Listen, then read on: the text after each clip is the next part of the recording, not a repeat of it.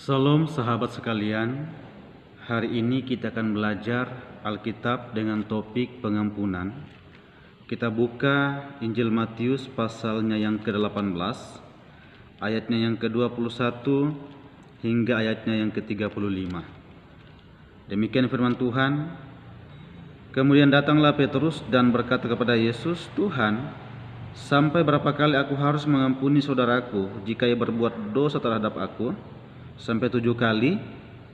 Yesus berkata kepadanya, "Bukan, aku berkata kepadamu, bukan sampai 7 kali, melainkan sampai 70 kali 7 kali. Sebab hal kerajaan sorga seumpama seorang raja yang hendak mengadakan perhitungan dengan hamba-hambanya. Setelah ia mulai mengadakan perhitungan itu, dihadapkanlah kepadanya seorang yang berhutang 10.000 talenta.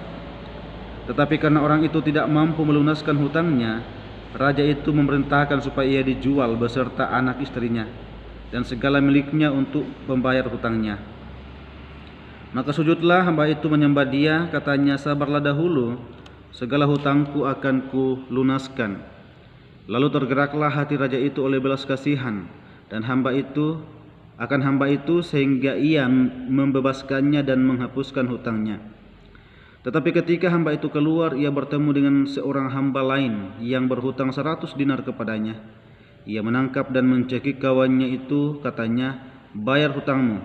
Maka sujudlah kawannya itu dan memohon kepadanya, 'Sabarlah dahulu, hutangku itu akan kulunaskan.' Tetapi ia menolak dan menyerahkan kawannya itu ke dalam penjara sampai dilunaskannya hutangnya itu. Melihat itu, kawan-kawannya yang lain sangat sedih, lalu menyampaikan segala yang terjadi kepada tuan mereka.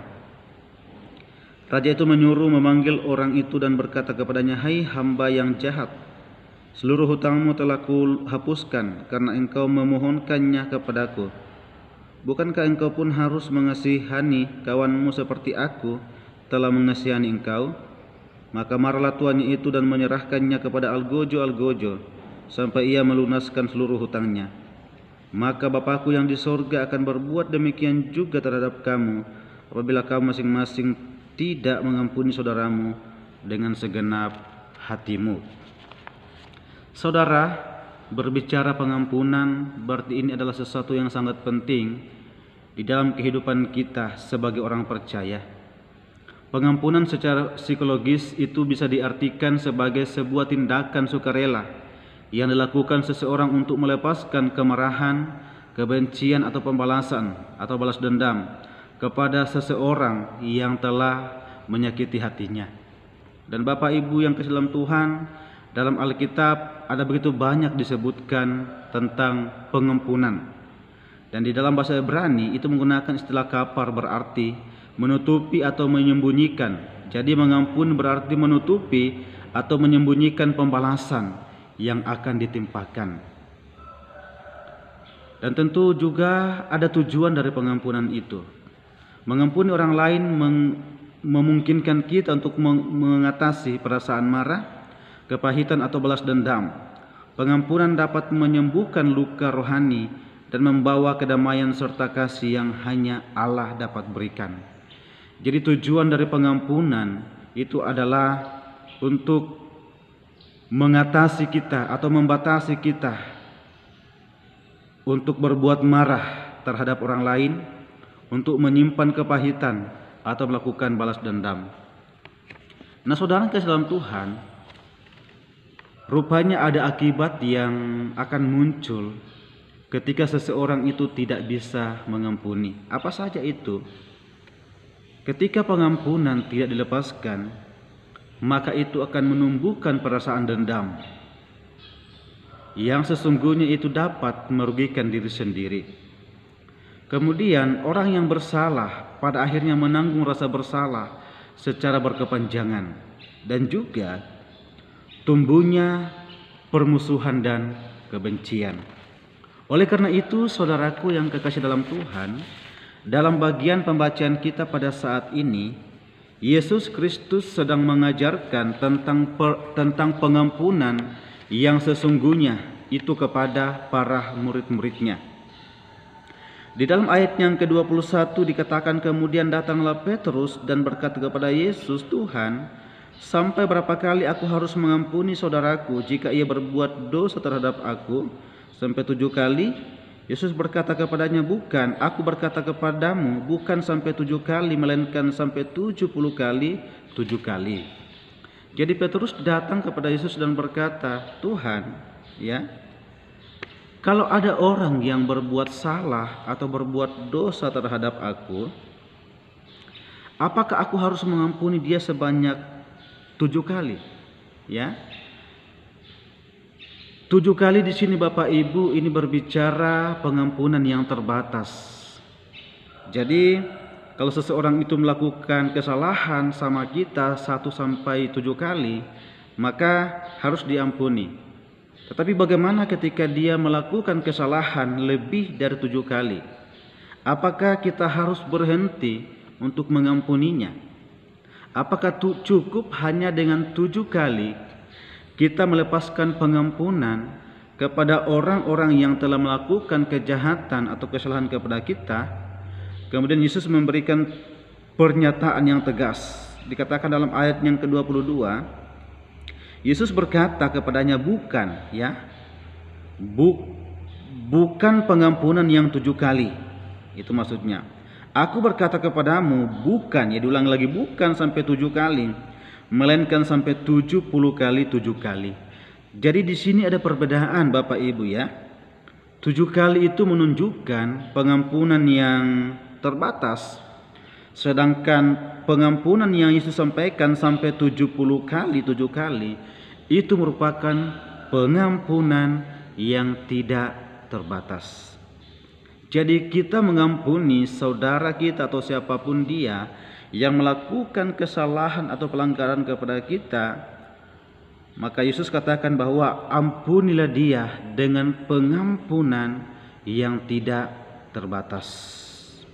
Dan pengampunan yang tidak terbatas itu Bapak Ibu, kalau kita melihat dalam ayat selanjutnya, itu Yesus memberikan satu perumpamaan tentang hal kerajaan sorga. Itu dikatakan bahwa sebab hal kerajaan sorga seumpama seorang raja yang hendak mengadakan perhitungan dengan hamba-hambanya. Setelah ia mulai mengadakan perhitungan itu, dihadapkanlah kepadanya seorang yang berhutang 10.000 talenta.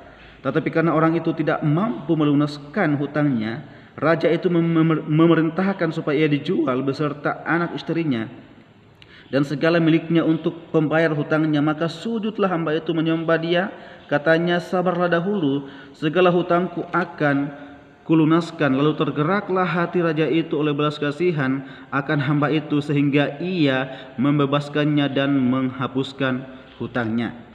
Jadi tentang pengampunan itu Yesus memberikan satu gambaran tentang seorang raja yang memiliki hamba, dan raja ini dikatakan hendak mengadakan perhitungan dengan hamba-hambanya yang telah memiliki hutang kepada raja tersebut. Dan di dalam ayat yang ke-24 dikatakan bahwa setelah ia mulai mengadakan perhitungan itu, dihadapkan kepadanya seorang yang berhutang 10.000 talenta. Jadi rupanya dalam perumpamaan itu ada seorang hamba yang memiliki hutang kepada tuannya itu 10.000 talenta. Luar biasa banyaknya Bapak Ibu. Tetapi 10.000 talenta ini sebenarnya mengajarkan kepada kita bahwa hutang dari hamba itu sungguh banyak, ya. Hutang yang dimiliki oleh hamba itu sangat banyak Bapak Ibu. Sehingga kenyataannya adalah mustahil ia dapat melunaskannya. Kenapa? Karena dalam ayat yang ke-25 bahwa orang atau hamba yang memiliki hutang 10.000 talenta ini untuk melunaskan hutangnya dikatakan, tetapi karena orang itu tidak mampu melunaskan hutangnya karena begitu banyaknya hutang yang dimiliki oleh hamba ini, sehingga raja memerintahkan supaya ia dijual beserta anak istrinya dan segala miliknya untuk pembayar hutangnya, ya. Jadi saking banyaknya hutang dari hamba ini dan dia tidak mampu untuk membayarnya, kemudian raja memerintahkan supaya ia dijual. Bukan hanya dia dijual, dikatakan bahwa anak istrinya juga harus dijual, dan semua harta yang dia miliki harus dijual. Tujuannya apa? Untuk membayar hutangnya yang 10.000 talenta itu tadi. Namun Bapak Ibu, apa yang dilakukan oleh hamba yang memiliki hutang 10.000 talenta ini? Ayat yang ke-26, maka sujudlah hamba itu menyembah dia, katanya, sabarlah dahulu, segala hutangku akan kulunaskan. Ya, jadi hamba ini meminta waktu kepada raja supaya dia diberikan kesempatan untuk dia bisa melunaskan hutangnya. Jadi dikatakan dia sujud, lalu dia menyembah dan dia memohon-mohon kepada raja supaya dia diberikan kesempatan. Melihat apa yang dilakukan oleh hamba ini Bapak Ibu, kita melihat dalam ayat yang ke-27 apa respon dari raja itu. Ayat 27, lalu tergeraklah hati raja itu oleh belas kasihan akan hamba itu sehingga ia membebaskannya dan menghapuskan hutangnya. Perhatikan Bapak Ibu, ketika hamba ini sujud menyembah kepada raja, dia memohon-mohon supaya diberikan kesempatan untuk melunaskan semua hutangnya. Bahkan dikatakan tadi, ketika dia dijual, ketika istri dan anaknya dijual dan semua miliknya dijual untuk membayarkan hutangnya, itu pun tidak bisa untuk melunasi hutangnya yang begitu banyak itu. Sehingga Bapak Ibu melihat apa yang dilakukan oleh hamba ini, raja kemudian dikatakan tergeraklah hatinya oleh belas kasihan. Ya, dia begitu kasihan, dia begitu prihatin, begitu ibah dengan tindakan yang dilakukan oleh hambanya itu, sehingga dikatakan bahwa belas kasihan itu, belas kasihan raja yang dimiliki oleh raja, membuat raja itu dikatakan membebaskannya dan menghapuskan hutangnya. Bapak Ibu, ini adalah sesuatu yang sangat luar biasa. Seorang hamba yang punya hutang yang begitu banyak, dia memohon-mohon supaya diberikan kesempatan untuk membayar hutangnya. Dan saya yakin bahwa raja ini pun tahu bahwa hamba itu mustahil bisa melunaskan hutangnya, sehingga satu-satunya cara adalah dia harus dikasihani dan semua hutangnya harus dibebaskan. Nah Bapak Ibu Saudara yang kasih dalam Tuhan, bagian yang sudah kita baca ini sebenarnya sedang mengajarkan kita tentang pengampunan yang kita peroleh itu didasarkan pada kasih Allah semata. Bukankah kita juga memiliki hutang yang begitu banyak di hadapan Tuhan, yaitu segala dosa-dosa dan pelanggaran yang telah kita lakukan. Coba kita menghitung saudaraku, berapa banyak dosa yang sudah kita lakukan selama kita hidup. Dan kalau mau dicatat dalam buku catatan Bapak Ibu ya, mungkin itu tidak akan memuat semua dosa dan pelanggaran kita di hadapan Tuhan. Kenapa? Karena Alkitab berkata bahwa karena semua manusia telah berbuat dosa dan telah kehilangan kemuliaan Allah. Kita telah mewarisi hutang dosa dari nenek moyang kita, yaitu Adam dan Hawa, yang begitu mengikat kita, yang membuat kita tidak bisa menerima anugerah Tuhan, yang membuat kita tidak bisa menikmati persekutuan dengan Tuhan karena begitu banyaknya Bapak Ibu dosa-dosa yang telah kita lakukan. Tetapi kita bersyukur Bapak Ibu, oleh karena kasih dan kemurahan Allah, kita yang tidak bisa membalas hutang kita mau dengan cara bagaimanapun ya, hutang dosa kita mau dengan cara bagaimanapun, kita tidak akan bisa dan tidak akan pernah membayar semua hutang-hutang dosa kita yang begitu banyak di hadapan Tuhan. Kita marah sama orang lain, itu adalah dosa juga. Kita menyimpan dendam sama orang lain, itu adalah dosa juga. Kita tidak mau beribadah kepada Tuhan, kita tidak mau bersekutu dengan Tuhan, itu adalah dosa juga. Bahkan kita tidak mengasihi sesama kita juga adalah dosa. Bahkan kita tidak mau melakukan penginjilan juga, itu adalah dosa. Begitu banyak dosa yang sudah kita lakukan di hadapan Tuhan, sehingga membuat kita tidak bisa melihat kehadiran Allah dalam kehidupan kita. Justru disitulah Bapak Ibu Saudaraku, Paulus berkata bahwa Allah menunjukkan kasih karunia-Nya kepada Paulus ketika Paulus masih berdosa. Ketika hamba yang kita baca dalam bagian ini tidak bisa membayar hutangnya, justru disitulah kasih karunia Allah dinyatakan. Ya. Ketika kita masih berdosa, justru disitulah Allah menunjukkan kasih dan keadilannya, Bapak Ibu Saudara. Allah yang adalah kasih, yang tidak ingin menghukum kita, Dia mengasihi kita dengan cara bagaimana Dia membebaskan kita dari setiap hutang-hutang dosa kita.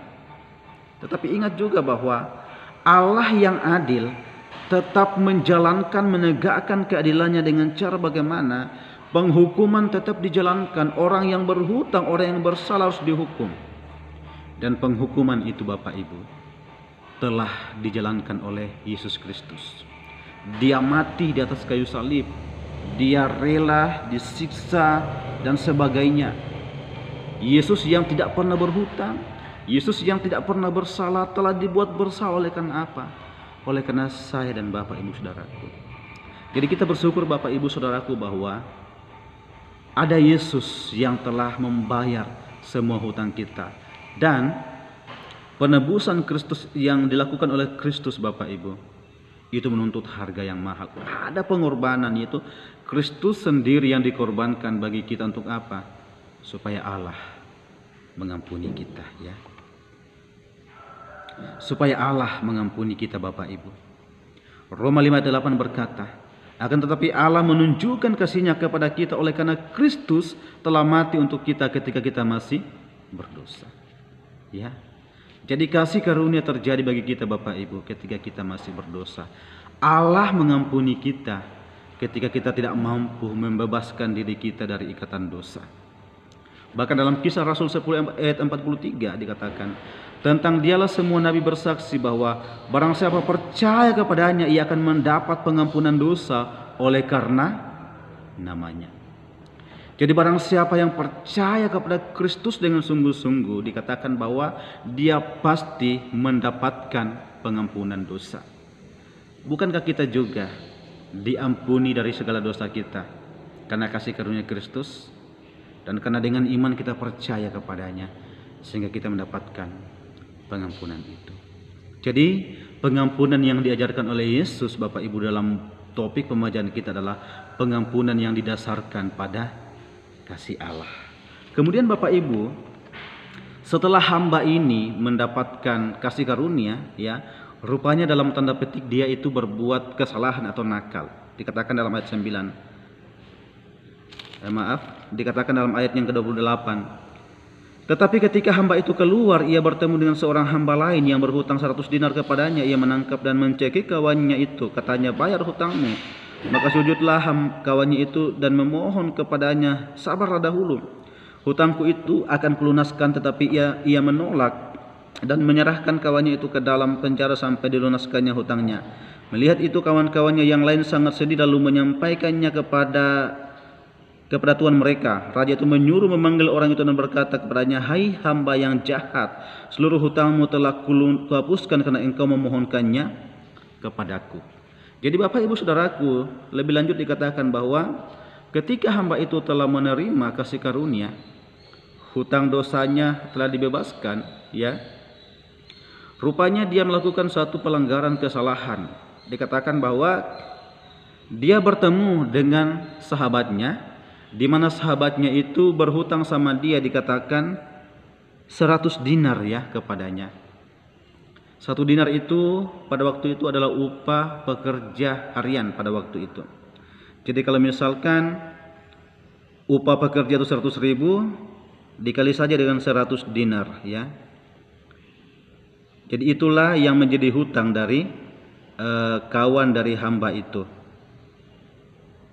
Nah Bapak Ibu Saudaraku, rupanya dikatakan bahwa kawan-kawannya mengetahui akan hal itu dan melaporkan hamba ini kepada tuannya, ya. Sehingga dikatakan dalam ayat yang ke-32, raja itu menyuruh memanggil orang itu dan berkata kepadanya, hai hamba yang jahat.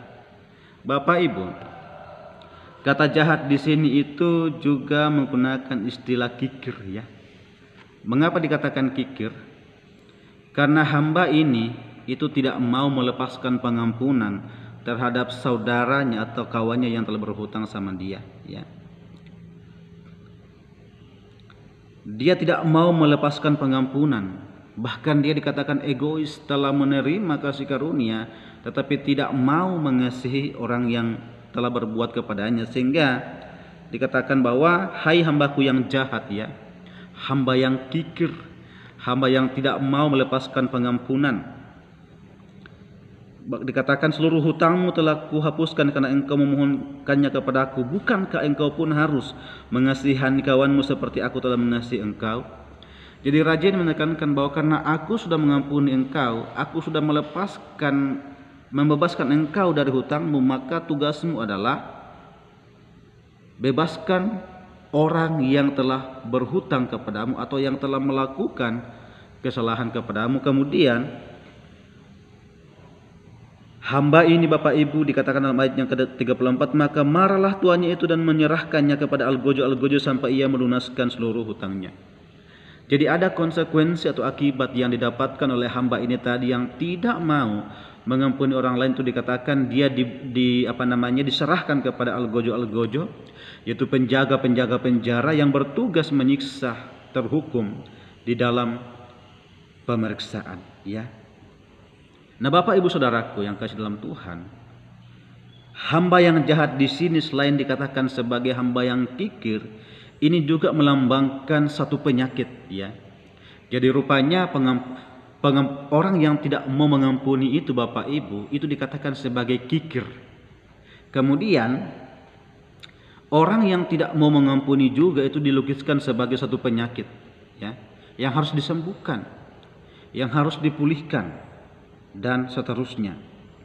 Bahkan dikatakan juga bahwa orang yang tidak mau mengampuni itu sama dengan orang yang membenci saudaranya, dan orang yang tidak mau mengampuni itu hidup dalam kegelapan, ya. Dan orang yang tidak mau mengampuni berarti dia tidak mengasihi Allah, dan orang yang tidak mau mengampuni juga itu sama dengan membenci saudaranya, dan dikatakan orang yang membenci saudaranya adalah pembunuh. Nah, Bapak Ibu Saudara yang kasih dalam Tuhan, ini juga yang menjadi pelajaran yang disampaikan oleh Yesus Kristus kepada kita tentang pengampunan, ya, bahwa orang percaya harus mengampuni sebagaimana Allah telah mengampuni, ya. Jadi orang percaya harus mengampuni karena sudah diampuni oleh Allah. Nah, Bapak Ibu yang kasih dalam Tuhan, apa yang terjadi ketika orang percaya itu tidak mau mengampuni atau melepaskan pengampunan kepada orang lain? Maka Bapak Ibu, bisa saja Allah akan menghukum orang itu, ya, dan hukumannya bisa menjadi satu penyakit untuk mengingatkan dia. Jadi penghukuman di sini itu bukan berbicara lagi kematian yang kekal, karena hamba yang tadi ini yang berhutang telah diselamatkan karena kasih karunia, ya, telah dipindahkan dari maut kepada hidup. Tetapi penghukuman di sini adalah Allah bisa saja menjadikan penyakit atau lain sebagainya untuk sebagai pengingat bagi kita bahwa kita telah diampuni oleh Tuhan. Maka sangat penting bagi kita, Bapak Ibu Saudaraku, untuk mengampuni orang lain.